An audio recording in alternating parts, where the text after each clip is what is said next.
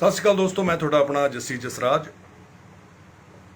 ਪੰਜਾਬ ਸਰਕਾਰ ਦਾ ਜਿਹੜਾ ਨਿਰਣਾ ਉਹਨਾਂ ਨੇ ਲਿਆ ਕਿ ਇੱਕ ਵਿਧਾਇਕ ਚਾਹੇ 5 6 7 ਵਾਰੀ ਜਿੰਨੀ ਮਰਜ਼ੀ ਵਾਰ ਵਿਧਾਇਕ ਬਣਿਆ ਹੋਵੇ ਜਾਂ ਬਣੂਗਾ ਜਾਂ ਬਣਿਆ ਆ, ਉਹਨੂੰ ਪੈਨਸ਼ਨ ਇੱਕੋ ਹੀ ਮਿਲੂਗੀ। ਇਸ ਸਰਕਾਰ ਦੇ ਇਸ ਫੈਸਲੇ ਨਾਲ ਅਸੀਂ ਸਹਿਮਤ ਹਾਂ ਤੇ ਵਧਾਈ ਦਿੰਦੇ ਹਾਂ ਭਗਵੰਤ ਮਾਨ ਜੀ ਨੂੰ ਤੇ ਸਵਾਗਤ ਕਰਦੇ ਹਾਂ ਇਸ ਫੈਸਲੇ ਦਾ। ਚੰਗਾ ਫੈਸਲਾ, ਬਸ਼ਰਤੇ ਕਿ ਫੈਸਲਾ ਇਸ ਲਈ ਨਾ ਲਿਆ ਗਿਆ ਹੋਵੇ ਕਿ ਰਾਜ ਸਭਾ ਦਾ ਮੁੱਦਾ ਜਿਹੜੇ ਗੈਰ ਪੰਜਾਬੀ ਬੰਦੇ, ਜਿਹੜੇ ਪੰਜਾਬ ਦੀ ਕੋਈ ਸੋਝੀ ਨਹੀਂ ਰੱਖਦੇ, ਸੂਝ ਨਹੀਂ ਰੱਖਦੇ, ਜਿਹੜੇ ਪੰਜਾਬ ਦੇ ਕਿਸਾਨਾਂ ਦੇ, ਨੌਜਵਾਨਾਂ ਦੇ, ਪੰਜਾਬ ਦੇ ਅਸਲੀ ਮੁੱਦੇ, ਪੰਜਾਬੀ ਬੋਲਦੇ ਭਾਸ਼ਾ ਦੇ ਮੁੱਦੇ, ਸਾਡੇ ਪਾਣੀਆਂ ਦੇ ਮੁੱਦੇ, ਉਹ ਦਰਕਿਨਾਰ ਕਰਨ ਵਾਲੇ ਜਿਹੜੇ ਤੁਸੀਂ ਇਹ 5 ਰਾਜ ਸਭਾ ਮੈਂਬਰ ਭੇਜੇ ਹੈ, ਉਹਦੇ ਉੱਤੇ ਇੱਕ ਤੁਸੀਂ ਪੱਤਾ ਹੋਰ ਨਾ ਸਿੱਟਿਆ ਹੋਵੇ ਮਿੱਥ ਕੇ ਕਿ ਲੋਕਾਂ ਨੂੰ ਥੋੜਾ ਖੁਸ਼ ਕਰ ਦਿਓ ਗੁਲਗੁਲੇ ਕਚੌਰੀਆਂ ਖਵਾ ਕੇ ਵੀ ਦੇਖੋ ਜੀ ਇੱਕ ਵਿਧਾਇਕ ਇੱਕੋ ਪੈਨਸ਼ਨ, ਬਹੁਤ ਅੱਛਾ ਫੈਸਲਾ ਅੱਛਾ ਆ। ਅਨਡਾਊਟਡਲੀ ਅਸੀਂ ਇਹਦਾ ਸਵਾਗਤ ਕਰਦੇ ਹਾਂ। ਇਹੋ ਜਿਹੇ ਚੰਗੇ ਫੈਸਲੇ ਲਓ। ਤੁਸੀਂ ਕਿਹਾ ਕਿ ਪੈਸੇ ਜਿਹੜੇ ਵਿਧਾਇਕਾਂ ਨੂੰ ਜਾਂਦੇ 5 ਲੱਖ 7 ਲੱਖ 6 ਲੱਖ ਕਈਆਂ ਨੂੰ ਪੈਨਸ਼ਨਾਂ ਜਾਂਦੀਆਂ ਸੀ, ਉਹਦੇ ਨਾਲ ਪੰਜਾਬ ਦਾ ਖਜ਼ਾਨਾ ਭਰਪੂਰ ਹੋਊਗਾ। ਬਿਲਕੁਲ ਹੋਊਗਾ, ਅਸੀਂ ਇਹਦੇ ਨਾਲ ਬਿਲਕੁਲ ਦਰੁਸਤ ਸਹਿਮਤ ਹਾਂ ਇਸ ਨਾਲ। ਪਰ ਮੈਂ ਆਪ ਜੀ ਨੂੰ ਕਹਿਣਾ ਚਾਹੁੰਦਾ ਕਿ ਜਦੋਂ ਆਪ ਜੀ ਨੂੰ ਪਤਾ ਸੀਗਾ ਕਿ ਪੰਜਾਬ ਦਾ ਖਜ਼ਾਨਾ ਖਾਲੀ ਹੈ, ਜਿਹਨੂੰ ਤੁਸੀਂ ਖੁਦ ਕਹਿੰਦੇ ਹੁੰਦੇ ਸੀ ਇਹਨੂੰ ਖਜ਼ਾਨਾ ਕਹਿੰਦੇ ਹੋ, ਇਹਨੂੰ ਪੀਪਾ ਕਹੋ। ਖਜ਼ਾਨਾ ਤਾਂ ਉਹ ਹੁੰਦਾ ਜਿਹਦੇ 'ਚ ਖਜ਼ਾਨਾ ਹੋਵੇ, ਜਿਹੜਾ ਹੈ ਹੀ ਖਾਲੀ ਉਹ ਤਾਂ ਪੀਪਾ ਹੋਇਆ। ਤੇ ਇਸ ਪੀਪੇ ਦਾ ਤੁਹਾਨੂੰ ਭਲੀ ਭਾਂਤ ਪਤਾ ਸੀ। ਹੁਣ ਤੁਸੀਂ ਨਾ ਨਿਆਣੇ ਨਹੀਂ ਹੈਗੇ, ਸਿਆਣੇ। ਮੈਂ ਕਹਿੰਦਾ ਵੀ ਇਸ ਗੱਲੋਂ ਤਾਂ ਹੋਵੋਗੇ ਕਿਉਂਕਿ ਮਨਪ੍ਰੀਤ ਬਾਦਲ ਤੁਹਾਡਾ ਹੀ ਦੋਸਤ ਸੀ ਤੇ ਉਹ ਅਕਾਲੀਆਂ ਦੀ ਸਰਕਾਰ 'ਚ ਵੀ ਫਾਈਨੈਂਸ ਮਿਨਿਸਟਰ ਰਿਹਾ ਤੇ ਉਹ ਕਾਂਗਰਸ ਦੀ ਸਰਕਾਰ 'ਚ ਵੀ ਫਾਈਨੈਂਸ ਮਿਨਿਸਟਰ ਰਿਹਾ। ਤੁਹਾਡਾ ਜਿਗਰੀ ਯਾਰ ਪੀਪਲਸ ਪਾਰਟੀ ਆਫ ਪੰਜਾਬ ਦਾ ਤੁਹਾਡਾ ਸਾਥੀ, ਉਹਨੇ ਇਹ ਤਾਂ ਦੱਸਿਆ ਹੋਊਗਾ ਵੀ ਖਜ਼ਾਨਾ ਖਾਲੀ, ਤੁਹਾਨੂੰ ਪਤਾ ਸੀ। ਫਿਰ ਜੇ ਤੁਹਾਨੂੰ ਇਹ ਪਤਾ ਸੀ, ਮੈਂ ਪੁੱਛਣਾ ਚਾਹੁੰਦਾ ਭਗਵੰਤ ਮਾਨ ਸਾਹਿਬ ਵੀ ਫਿਰ ਤੁਸੀਂ ਫਜ਼ੂਲ ਖਰਚੀ ਕਿਉਂ ਕੀਤੀ ਸਹੁੰ ਚੁੱਕ ਸਮਾਗਮ ਤੇ? ਪੰਜਾਬ ਜਵਾਬ ਮੰਗਦਾ ਇਸ ਗੱਲ ਦਾ। ਹੁਣ ਮੈਨੂੰ ਪਤਾ ਵੀ ਤੁਸੀਂ ਮੀਡੀਆ ਤੋਂ ਅੱਖਾਂ ਚੁਰਾਉਣ ਲੱਗ ਪਏ, ਹੁਣ ਸਾਹਮਣੇ ਨਹੀਂ ਆਉਂਦੇ। ਇਹ ਡਰਿਆ ਹੋਇਆ, ਇਹ ਬੌਂਦਲਿਆ ਹੋਇਆ, ਇਹ ਗਲੇ ਸੁੱਕਣ ਵਾਲਾ ਭਗਵੰਤ ਮਾਨ ਪਹਿਲੀ ਵਾਰੀ ਦੇਖਣ ਨੂੰ ਮਿਲ ਰਿਹਾ। ਕੋਈ ਗੱਲ ਨਹੀਂ, ਜ਼ਿੰਮੇਵਾਰੀ ਵੱਡੀ ਹੈ। ਕਈ ਵਾਰੀ ਜਦੋਂ ਦੂਰ ਖੜੇ ਮੈਚ ਦੇਖਦੇ ਹੁੰਦੇ ਉਦੋਂ ਕਾਫੀ ਚੀਜ਼ਾਂ ਸੌਖੀਆਂ ਲੱਗਦੀਆਂ ਨੇ। ਸੋ ਮੈਂ ਪੁੱਛਣਾ ਚਾਹੁੰਦਾ ਆਪ ਜੀ ਨੂੰ ਕਿ ਜਦੋਂ ਗੁਜਰਾਤ ਤੋਂ ਲੈ ਕੇ ਹਿਮਾਚਲ, ਹਰਿਆਣਾ, ਪੰਜਾਬ ਤੇ ਹੋਰ ਪਤਾ ਨਹੀਂ ਕਿਹੜੀ ਸਟੇਟ ਦਾ ਜਿਹੜਾ ਫਰੰਟ ਪੇਜ ਸੀ, ਫਰੰਟ ਪੇਜ ਤੇ ਜਦੋਂ ਤੁਸੀਂ ਐਡਾਂ ਦਿੱਤੀਆਂ, ਪਹਿਲੇ ਪੇਜ ਤੇ ਮੈਨੂੰ ਲੱਗਦਾ 25 ਲੱਖ 50 ਲੱਖ, ਹੁਣ ਅਖਬਾਰਾਂ ਦੀ ਸਰਕੂਲੇਸ਼ਨ ਤੇ ਡਿਪੈਂਡ ਕਰਦਾ ਵੀ ਉਹ ਪੇਜ ਦੀ ਕੀਮਤ ਕਿੰਨੀ ਹੁੰਦੀ ਹੈ ਫਰੰਟ ਪੇਜ ਤੇ ਐਡ ਦੇਣ ਦੀ, ਫੁੱਲ ਪੇਜ ਐਡ। ਤੁਸੀਂ ਹਰੇਕ ਸਟੇਟ ਦਾ ਆਲਮੋਸਟ ਜਿਨ੍ਹਾਂ ਸਟੇਟਾਂ 'ਚ ਤੁਸੀਂ ਐਡ ਦਿੱਤੀ, ਉਹਦਾ ਖਰਚਾ ਤੁਸੀਂ ਪਾਰਟੀ ਫੰਡ ਚੋਂ ਦਿੱਤਾ ਜਾਂ ਉਹ ਦਿੱਲੀ ਨੇ ਖਰਚਾ ਕੀਤਾ ਜਾਂ ਉਹ ਤੁਸੀਂ ਪੰਜਾਬ ਦੇ ਫੰਡਾਂ ਚੋਂ ਦਿੱਤਾ? ਇਹ ਜਵਾਬ ਮੰਗਦਾ ਪੰਜਾਬ ਤੇ ਹਰ ਪੰਜਾਬੀ।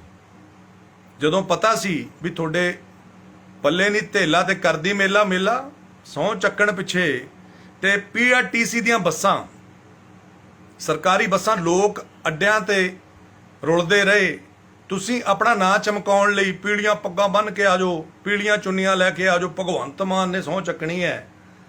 ਉਹ ਖਰਚਾ ਦੇਖੋ, ਜੇ ਤੁਹਾਨੂੰ ਉਹ ਵਿਧਾਇਕਾਂ ਦੀ ਪੈਨਸ਼ਨ ਕੱਟਣ ਦਾ ਹੱਕ ਹੈ, ਉਹ ਮੈਂ ਉਹਨੂੰ ਸਲੂਟ ਕਰ ਰਿਹਾ।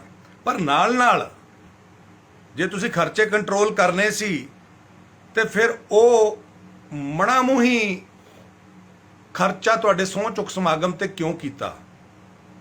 ਜਾਂ ਤਾਂ ਉਹ ਤੁਸੀਂ ਮੁੱਖ ਮੰਤਰੀ ਹੋ, ਜੇ ਤਾਂ ਉਹ ਕੇਜਰੀਵਾਲ ਸਾਹਿਬ ਦਿੱਲੀ ਤੋਂ ਪੈਸੇ ਦੇ ਰਿਹਾ ਸਾਨੂੰ ਦੱਸੋ, ਜਾਂ ਤੁਸੀਂ ਕੋਈ ਆਪਣੀ ਜ਼ਮੀਨ ਦੇ ਕੀਲੇ ਵੇਚ ਕੇ ਆ ਉਧਰੋਂ ਕੋਈ ਜਿਹੜਾ ਤੁਹਾਡਾ ਕੋਈ ਸਾਧਨ ਹੈ ਅਮਰੀਕਾ ਤੋਂ, ਉੱਥੋਂ ਪੈਸੇ ਮੰਗਾਏ ਨੇ, ਜਾਂ NRIਆਂ ਦੇ ਫੰਡ ਚੋਂ ਆਏ ਨੇ ਜਿਹੜੇ ਸਹੁੰ ਚੁੱਕ ਸਮਾਗਮ ਤੇ ਲੱਗਿਆ। ਕਿਉਂਕਿ ਪੰਜਾਬ ਦੇ ਖਾਤੇ ਚੋਂ ਅਗਰ ਲੱਗੇ ਹੈ ਤਾਂ ਫਿਰ ਉਹ ਗੁਨਾਹ ਆ। ਘੱਟੋ ਘੱਟ 8-10 ਕਰੋੜ ਰੁਪਇਆ ਮੈਨੂੰ ਲੱਗਦਾ ਪੂਰਾ ਉਹਦੇ ਤੇ ਲੱਗ ਜਾਂਦਾ ਜਦੋਂ ਐਡਵਰਟਾਈਜ਼ਿੰਗ ਜਿਹੜੇ ਲੈਵਲ ਤੇ ਤੁਸੀਂ ਕੀਤੀ ਆ ਫਰੰਟ ਪੇਜ ਤੇ ਮੀਡੀਆ ਖਰੀਦਿਆ ਹੋਊਗਾ ਚੰਗੀ ਤਰ੍ਹਾਂ, ਤੇ ਉਹ ਤੁਹਾਨੂੰ ਉਹਦਾ ਜਵਾਬ ਦੇਣਾ ਬਣਦਾ ਹੈ। ਕਿਉਂਕਿ ਜੇ ਤੁਸੀਂ ਮੋਦੀ ਜੀ ਤੋਂ 50 ਲੱਖ ਕਰੋੜ ਰੁਪਇਆ ਮੰਗਣ ਗਏ ਹੋ ਤਾਂ ਸ਼ਾਇਦ 10 ਕਰੋੜ ਜਿਹੜਾ ਤੁਹਾਡੇ ਫੁਕਰਪਣੇ ਤੇ ਸਿਰਫ ਤੁਹਾਡੀ ਐਡਵਰਟਾਈਜ਼ਿੰਗ ਤੇ ਲੱਗ ਗਿਆ, ਉਹ 10 ਕਰੋੜ ਘੱਟ ਹੋ ਜਾਣਾ ਸੀ ਤੇ ਉਹ 10 ਕਰੋੜ ਤੁਹਾਨੂੰ ਕੰਮ ਆਉਣਾ ਸੀਗਾ, ਉਹ 10 ਕਰੋੜ ਤੁਸੀਂ ਉੱਥੇ ਵਰਤ ਸਕਦੇ ਸੀ। ਸਿਆਣੇ ਹੋ ਤੁਸੀਂ, ਪਰ ਉਹ ਸਾਨੂੰ ਦੱਸਿਓ ਜ਼ਰੂਰ ਵੀ ਉਹ ਪੈਸਾ ਕਿੱਥੋਂ ਆਊਗਾ ਤੇ ਕਿੱਥੋਂ ਆਇਆ। ਜੇ ਪੰਜਾਬੀਆਂ ਦਾ ਆਇਆ ਤਾਂ ਉਹ ਪੰਜਾਬ ਦਾ ਉਹ 10 ਕਰੋੜ ਆ, ਜਿੰਨਾ ਵੀ ਲੱਗਿਆ ਤੁਹਾਨੂੰ, ਤੁਸੀਂ ਸੱਚੇ ਸੁੱਚੇ ਬੰਦੇ ਹੋ ਕਿਉਂਕਿ ਪੱਗ ਬੰਨਦੇ ਹੋ ਨਾ ਸ਼ਹੀਦ ਭਗਤ ਸਿੰਘ ਜੀ ਦੀ, ਤਾਂ ਉਹ ਪੈਸਾ ਜਮ੍ਹਾਂ ਕਰਾਓ ਪੰਜਾਬ ਦੇ ਖਾਤੇ 'ਚ। ਆਪਾਂ ਇਕੱਲੇ ਉਹਨਾਂ ਨੂੰ ਨਹੀਂ ਕਹਿਣਾ ਜਿਹੜੇ ਵਿਧਾਇਕਾਂ ਦੇ ਕਹਿੰਦੇ ਹੋ, ਅਸੀਂ ਤੁਸੀਂ ਫਰੀਦਾ ਜੇ ਤੂੰ ਅਕਲ ਲਤੀਫ ਹੈ, ਕਾਲੇ ਲਿਖ ਨਾ ਲੇਖ, ਆਪਨੜੇ ਗਰੀਬਾਨ ਮੈਂ ਸਿਰ ਨੀਵਾ ਕਰ ਦੇਖ। ਸੋ ਭਗਵੰਤ ਮਾਨ ਜੀ, ਤੁਸੀਂ ਮੈਨੂੰ ਨਾ ਸਪੀਚਾਂ ਤੁਹਾਡੀਆਂ ਯਾਦ ਹੈ ਕਿਉਂਕਿ ਸਾਥੀ ਰਹੇ ਆ ਤੁਹਾਡੇ, ਤੇ ਪੰਜਾਬੀਆਂ ਨੂੰ ਵੀ ਬਹੁਤ ਯਾਦ ਹੈ, ਬਹੁਤ ਹੱਸਦੇ ਨੇ ਪੰਜਾਬੀ, ਕਿਉਂਕਿ ਪੰਜਾਬ ਇੱਕ ਚੁਟਕਲਾ ਨਹੀਂ ਹੈ, ਇਸ ਲਈ ਤੁਹਾਨੂੰ ਯਾਦ ਕਰਾ ਰਿਹਾ। ਤੁਸੀਂ ਕਿਹਾ ਕਰਦੇ ਸੀ ਪ੍ਰਕਾਸ਼ ਸਿੰਘ ਬਾਦਲ, ਸੁਖਬੀਰ ਬਾਦਲ, ਹਰਸਿਮਰਤ ਬਾਦਲ, ਓਏ ਕਮਲਿਓ ਘਰੋਂ ਨਿਕਲਣ ਲੱਗੇ ਸਲਾਹ ਤਾਂ ਕਰ ਲਿਆ ਕਰੋ। ਇੱਕ ਇੱਧਰ ਦਾ ਬਿਆਨ ਦਿੰਦਾ, ਇੱਕ ਉੱਤਰ ਵੱਲ, ਇੱਕ ਦੱਖਣ ਵੱਲ, ਇੱਕ ਪੂਰਬ ਵੱਲ ਤੇ ਇੱਕ ਪੱਛਮ ਵੱਲ, ਇਹਨਾਂ ਦੇ ਬਿਆਨ ਹੀ ਨਹੀਂ ਰਲਦੇ ਆਪਸ 'ਚ। ਯਾਦ ਆਇਆ ਨਾ, ਸਿਆਣਾ ਬੰਦਾ ਤੂੰ, ਬਦਾਮ ਖਾਨਾ, ਤੈਨੂੰ ਯਾਦ ਹੋਊਗਾ ਮੇਰੇ ਵੀਰ। ਉਹ ਮੈਂ ਤੈਨੂੰ ਪੁੱਛਣਾ ਚਾਹੁੰਦਾ ਭਰਾਵਾ, ਤੂੰ ਤੇ ਕੇਜਰੀਵਾਲ ਸਲਾਹ ਤਾਂ ਕਰ ਲਿਆ ਕਰੋ। ਉਹ ਤੇਰਾ ਆਕਾ, ਉਹ ਨਕਲੀ ਅਨਿਲ ਕਪੂਰ ਫਰੋਡੀਆ, ਜਿਹੜਾ ਆਪਣੇ ਆਪ ਨੂੰ ਨਾਇਕ ਦੱਸਦਾ, ਜਿਹੜਾ स्पोक्समैन ਦੇ इंटरव्यू च कह रहा सीगा मैं तो 2 महीने पहले तैयारी करके चलता हूं जी, मैं 2 महीने पहले बता देता हूं कि आगे हम कैसा खर्चा करेंगे, कैसा हमारा कहां से फंड्स आएंगे, कैसा होगा। 20,000 करोड़ रेत माफिया से आ जाएगा, जो हम करप्शन कंट्रोल कर लेंगे जी उससे इतना आ जाएगा। ख्वाब दिखाए, देखो जिन्हें ख्वाब दिखाए तो भुगते ओ। प्राइम मिनिस्टर साहब तो फंड मंगना गुनाह नहीं है, मैं आप जी ਨਾਲ ਸਹਿਮਤ ਹਾਂ। ਜੇ ਤੁਹਾਡੀ ਥਾਂ ਤੇ ਮੈਂ ਜਾਂ ਕੋਈ ਵੀ ਹੋਊਗਾ ਉੱਥੇ ਜਾਊਗਾ ਪੰਜਾਬ ਦੇ ਹਿੱਤ 'ਚ ਫੈਸਲਾ ਲੈਣ, ਪਰ ਪਹਿਲਾਂ ਮੈਂ ਪ੍ਰਾਈਮ ਮਿਨਿਸਟਰ ਸਾਹਿਬ ਤੋਂ ਮੰਗਣ ਤੋਂ ਪਹਿਲਾਂ ਆਪਣਾ ਜਿਹੜਾ ਤੁਹਾਡਾ ਆਕਾ ਆ, ਜਿਹੜਾ ਦਿੱਲੀ 'ਚ ਕਹਿੰਦਾ ਮੈਂ ਸਰਪਲਸ ਫੰਡ ਹੈ ਸਾਡੇ ਕੋਲ, ਜਦੋਂ ਦੀ ਸਾਡੀ ਸਰਕਾਰ ਬਣੀ ਹੈ, ਤੁਹਾਡਾ ਪਹਿਲਾ ਫਰਜ਼ ਬਣਦਾ ਸੀ ਜਿਹੜੇ ਆਕਾ ਨੇ ਇੰਟਰਵਿਊਆਂ 'ਚ ਕਿਹਾ ਕਿ ਸਾਡੇ ਕੋਲ ਫੰਡ ਬਹੁਤ ਹੈ, मैंने सारी तैयारी कर ली है जी, दिल्ली मॉडल है, हमारा मॉडल तैयार है। तो दिल्ली मॉडल लागू करन तो पहला दिल्ली तो फंड मंगने बनते सी तुहाडे भगवंत मान जी, वो भी दिल्ली ने आसान नहीं सी करना। पंजाब दा ते पंजाबियां दा पानी बहुत वरत्या उस दिल्ली ने, ਉਹਨੂੰ ਕਹਿਣਾ ਸੀ ਪਹਿਲਾਂ ਭਰਾਵਾ ਤੂੰ ਦੇ ਦੇ, ਮੋਦੀ ਸਾਹਿਬ ਤੋਂ ਅਗਲੀ ਵਾਰੀ ਮੰਗ ਲੂੰਗਾ। ਪਹਿਲੀ ਵਾਰੀ ਉਹ ਜਾ ਕੇ ਮੰਗ ਲਾ ਯਾਰ, ਪਹਿਲੀ ਵਾਰ ਤਾਂ ਮਿਲਣ ਚੱਲਿਆ ਮੈਂ ਮੋਦੀ ਸਾਹਿਬ ਨੂੰ, ਚੰਗਾ ਨਹੀਂ ਲੱਗਦਾ। ਤੁਸੀਂ ਦੋਨਾਂ ਨੇ ਆਪਸ 'ਚ ਸਲਾਹ ਨਹੀਂ ਕੀਤੀ। ਤੁਹਾਨੂੰ ਇੱਕ ਪਾਸੇ ਤੁਸੀਂ ਪ੍ਰਾਈਮ ਮਿਨਿਸਟਰ ਸਾਹਿਬ ਨੂੰ ਮਿਲਣ ਗਏ ਹੋ, ਉਹ ਡਰਿਆ ਡੈਂਬਰਿਆ ਜਾ ਮੇਰਾ ਵੀਰ, ਮੋਢੇ ਝੁਕੇ ਹੋਏ ਪ੍ਰਾਈਮ ਮਿਨਿਸਟਰ ਸਾਹਿਬ ਨਾਲ ਹੱਥ ਮਿਲਾ ਰਿਹਾ। ਭਾਈ ਪੰਜਾਬੀਆਂ ਯਾਰ ਸਿੱਧੇ ਖੜਿਆ ਕਰੋ। ਉੱਥੇ ਤੁਸੀਂ ਮੰਗਣ ਜਾ ਰਹੇ ਹੋ 50 ਲੱਖ ਕਰੋੜ ਰੁਪਏ ਦਾ ਪੈਕੇਜ 2 ਸਾਲਾਂ ਵਾਸਤੇ। ਤੁਸੀਂ ਕਿਹਾ 50-50 ਲੱਖ ਕਰੋੜ ਰੁਪਏ ਦਾ ਪੈਕੇਜ ਪ੍ਰਧਾਨ ਮੰਤਰੀ ਸਾਹਿਬ ਸਾਨੂੰ ਦਿਓ, ਖਜ਼ਾਨਾ ਖਾਲੀ ਹੈ। ਉਹ ਜਿਹੜੇ ਵਾਅਦੇ ਕੀਤੇ ਪੰਜਾਬੀਆਂ ਨਾਲ ਉਹ ਪਹਿਲਾਂ ਨਹੀਂ ਸੀ ਪਤਾ। ਯਾਦ ਹੈ ਤੁਹਾਨੂੰ ਪਿਛਲੀ ਵਾਰੀ ਤੁਸੀਂ ਆਪਣੀਆਂ ਸਪੀਚਾਂ 'ਚ ਕੀ ਕਿਹਾ ਸੀ? ਮੈਂ ਤੁਹਾਨੂੰ ਯਾਦ ਕਰਾਉਣਾ ਚਾਹੁੰਦਾ ਕਿ ਐਡੇ ਵਾਅਦੇ ਕਿਉਂ ਕੀਤੇ। ਕੈਪਟਨ ਅਮਰਿੰਦਰ ਸਿੰਘ ਨੂੰ ਤੁਸੀਂ ਕਹਿੰਦੇ ਸੀ ਜਿਹੜੇ ਪੂਰੇ ਨਹੀਂ ਸੀ ਕਰਨੇ। ਪਹਿਲਾਂ ਨਹੀਂ ਸੀ ਪਤਾ ਕਿ ਖਜ਼ਾਨਾ ਖਾਲੀ ਹੈ, ਤੇ ਤੁਹਾਨੂੰ ਤਾਂ ਚੰਗੀ ਤਰ੍ਹਾਂ ਪਤਾ ਸੀ ਵੀ ਖਜ਼ਾਨਾ ਖਾਲੀ ਹੈ। ਹਾਲੇ ਜੁਮਾ 7 ਦਿਨ ਹੋਏ ਆ ਬਾਈ ਸੌਂ ਖਾਦੇ ਨੂੰ, ਜਾਂਦੇ ਪਹਿਲੀ ਵਾਰ 'ਚ ਪੈਸੇ ਦੇ ਦਿਓ, ਪੈਸੇ ਦੇ ਦਿਓ। ਕੇਜਰੀਵਾਲ ਤੋਂ ਮੰਗਣੇ ਸੀ ਨਾ, ਇੱਕ ਮੌਕਾ ਕਿਹਾ ਸੀ ਨਾ ਤੁਸੀਂ, ਉਹ ਤੋਂ ਲੈਣੇ ਸੀ ਉਹ ਪੈਸੇ। ਤੁਸੀਂ ਦੋਨੋਂ ਆਪਸ 'ਚ ਸਲਾਹ ਨਹੀਂ ਕਰਦੇ ਬਿਲਕੁਲ ਵੀ, ਜਾਂ ਉਹ ਜਾਣ ਕੇ ਉੱਥੋਂ ਦੀ ਉਹ ਤੁਹਾਡੀ ਬੇਇੱਜ਼ਤੀ ਕਰਾਉਣ ਲਈ, ਪੰਜਾਬ ਦੀ ਬੇਇੱਜ਼ਤੀ ਕਰਾਉਣ ਲਈ ਉਹ ਤੁਹਾਨੂੰ ਉੱਥੇ ਮੋਦੀ ਸਾਹਿਬ ਕੋਲ ਭੇਜਦਾ ਤਾਂ ਕਿ ਤੁਹਾਡੀ ਇਮੇਜ ਡਾਊਨ ਹੋ ਜੇ। ਸਾਥੀਓ ਕੁਝ ਵੀ ਕਹੀ ਜਾਓ ਕਮੈਂਟਾਂ 'ਚ, ਮੇਰੀ ਗੱਲ ਧਿਆਨ ਨਾਲ ਸੁਣ ਲਿਆ ਕਰੋ। ਇੱਕ ਪਾਸੇ ਭਗਵੰਤ ਮਾਨ ਸਾਹਿਬ ਪੰਜਾਬ ਦੀ ਭਲਾਈ ਲਈ, ਕਰਜ਼ਈ ਪੰਜਾਬ ਦੀ ਭਲਾਈ ਲਈ 50 ਲੱਖ ਕਰੋੜ ਦਾ ਪੈਕੇਜ ਮੰਗ ਰਹੇ ਹੈ। ਆਦਰ ਸਤਿਕਾਰ ਨਾਲ ਖੜੇ ਹੈ ਪ੍ਰਾਈਮ ਮਿਨਿਸਟਰ ਸਾਹਿਬ ਮੋਦੀ ਸਾਹਿਬ ਦੇ ਅੱਗੇ, ਤੇ ਇੱਕ ਪਾਸੇ ਇਹਨਾਂ ਦਾ ਹੀ ਆਕਾ ਨਕਲੀ ਅਨਿਲ ਕਪੂਰ, ਉਹ ਇੱਕ ਅਲੱਗ ਹੀ ਫੀਲਿੰਗ 'ਚ ਰਹਿੰਦਾ ਹੈ। ਉਹ ਕਹਿੰਦਾ ਲਾਨਤ ਹੈ ਮੋਦੀ ਜੀ, ਲਾਨਤ ਹੈ ਬੀਜੇਪੀ पे।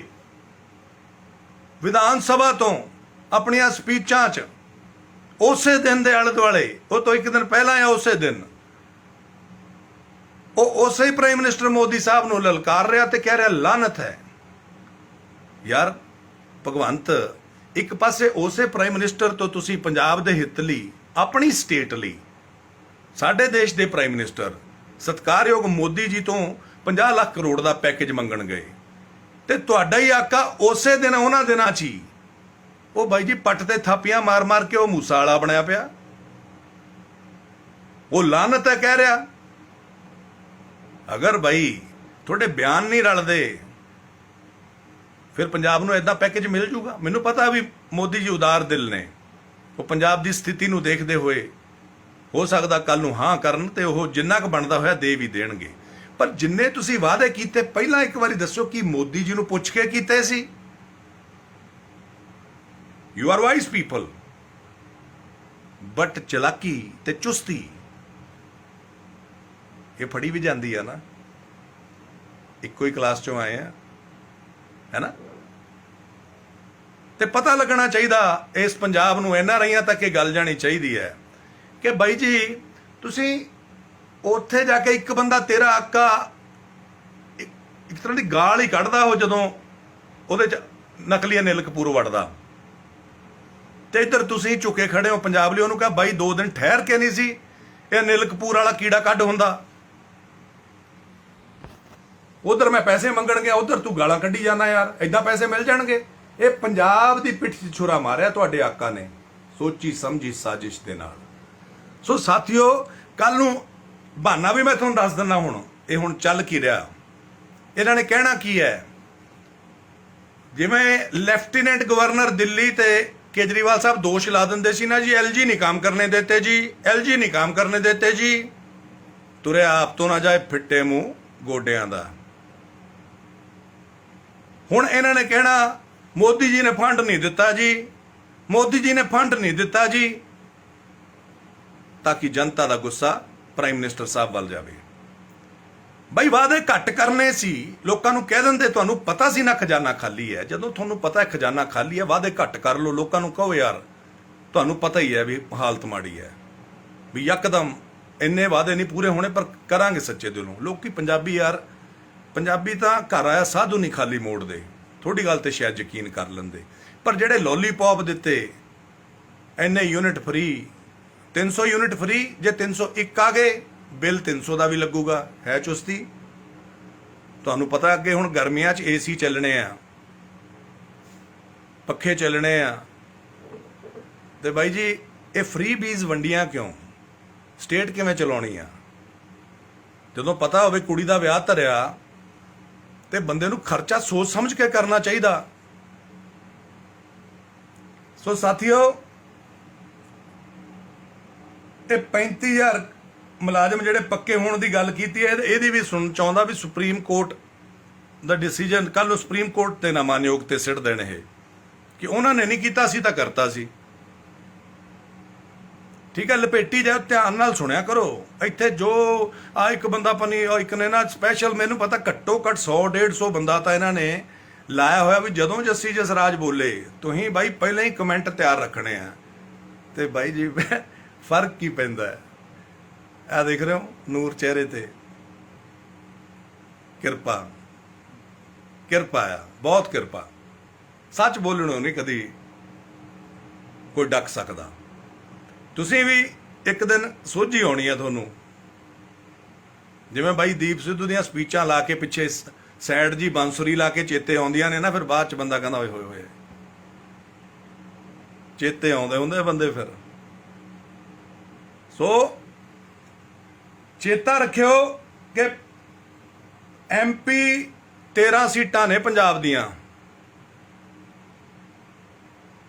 मैंबर ऑफ पार्लीमेंट, लोक सभा, राज सभा दे विच भी बहुत सीमित ने 7-8। उन्हां चों 5 तुसीं देख ले किहो जे भेजे ने। तां कल नूं मोदी जी ते या साडी BJP सरकार ते दोष नहीं देना, क्योंकि तुसीं 3.25 करोड़ चों बंदे अगर कोई ਜਿਹੜੇ ਪੰਜਾਬ ਦੀ ਹਿਸਟਰੀ ਨੂੰ, ਕਿਸਾਨਾਂ ਨੂੰ, ਪਿੰਡਾਂ ਨੂੰ, ਪੰਜਾਬ ਦੇ ਮੁੱਦਿਆਂ ਨੂੰ ਅੰਦਰੋਂ ਬਾਹਰ ਜਾਣਦੇ ਹੀ ਨਹੀਂ, ਜਿਨ੍ਹਾਂ ਦੀ ਰਿਸਰਚ ਹੀ ਕੋਈ ਨਹੀਂ, ਉਹਨਾਂ ਬੰਦਿਆਂ ਨੂੰ ਜਦੋਂ ਤੁਸੀਂ ਰਾਜ ਸਭਾ 'ਚ ਭੇਜੋਗੇ, ਜਿਨ੍ਹਾਂ ਨੇ 3.25 ਕਰੋੜ ਪੰਜਾਬੀ ਐਜ਼ ਪਰ ਭਗਵੰਤ ਮਾਨ ਉਹਨਾਂ ਦੀ ਆਵਾਜ਼ ਚੱਕਣੀ ਸੀ, ਉਹ ਬੰਦੇ ਐਡੇ ਬੋਦੇ ਭੇਜੇ ਨੇ, ਐਡੇ ਸਿਫਾਰਸ਼ੀ ਭੇਜੇ ਨੇ। ਉਹ ਭ੍ਰਿਸ਼ਟਾਚਾਰ, ਮੈਂ ਕਿਹਾ ਉਹ ਯਾਦ ਰੱਖੋ, ਭ੍ਰਿਸ਼ਟਾਚਾਰ ਇਹਨੂੰ ਹੀ ਕਹਿੰਦੇ ਹੁੰਦੇ ਆ। ਜਦੋਂ ਨਾ ਕਾਬਿਲ ਬੰਦਾ ਪੋਸਟ ਤੇ ਪਹੁੰਚ ਜਾਵੇ ਤੇ ਜਿਹੜੇ ਕਾਬਿਲ ਨੇ ਉਹ ਵਿਚਾਰੇ ਧੱਕੇ ਖਾਂਦੇ ਰਹਿਣ। ਸੋ ਜਦੋਂ ਉਹਨਾਂ ਨੇ ਪੰਜਾਬ ਦੀ ਆਵਾਜ਼ ਨਹੀਂ ਚੱਕਣੀ ਤਾਂ ਤੁਹਾਡੀ ਪਿੱਠ 'ਚ ਜਿਹੜਾ ਛੁਰਾ ਪੰਜਾਬੀਓ ਮਾਰਿਆ, ਉਹ ਮਾਨਯੋਗ ਮੁੱਖ ਮੰਤਰੀ ਭਗਵੰਤ ਮਾਨ ਜੀ ਅਤੇ ਦਿੱਲੀ ਦੀ ਲੀਡਰਸ਼ਿਪ ਤੇ 91 ਐਮਐਲਏ ਜਿਹੜੇ ਚੁਣੇਗੇ, ਜਿਨ੍ਹਾਂ ਨੂੰ ਸੁਸਰੀ ਸੌਂਗੀ, ਜਿਹੜੇ ਬੋਲੇ ਨਹੀਂ, ਇੱਕ ਨਹੀਂ ਬੋਲਿਆ ਮਾਈ ਦਾ ਲਾਲ ਵੀ ਵੋਟਾਂ ਪੰਜਾਬੀਆਂ ਨੇ ਪਾਈਆਂ। ਸੋ ਸਾਵਧਾਨ ਰਹੋ, ਅਸੀਂ ਓਪੋਜੀਸ਼ਨ 'ਚ ਹੈ ਤੇ ਸਾਡਾ ਫਰਜ਼ ਹੈ ਸ਼ੀਸ਼ਾ ਦਿਖਾਉਣਾ। ਬਾਅਦ 'ਚ ਨਾ ਕਿਹੋ ਤਬ ਪਛਤਾਏ ਹੋਤ ਕਿਆ ਜਬ ਚਿੜੀਆ ਚੁੱਗ ਗਈ ਖੇਤ। ਸੋ ਆਪ ਸਭ ਨੂੰ ਪ੍ਰਮਾਤਮਾ ਚੜ੍ਹਦੀ ਕਲਾ 'ਚ ਰੱਖੇ।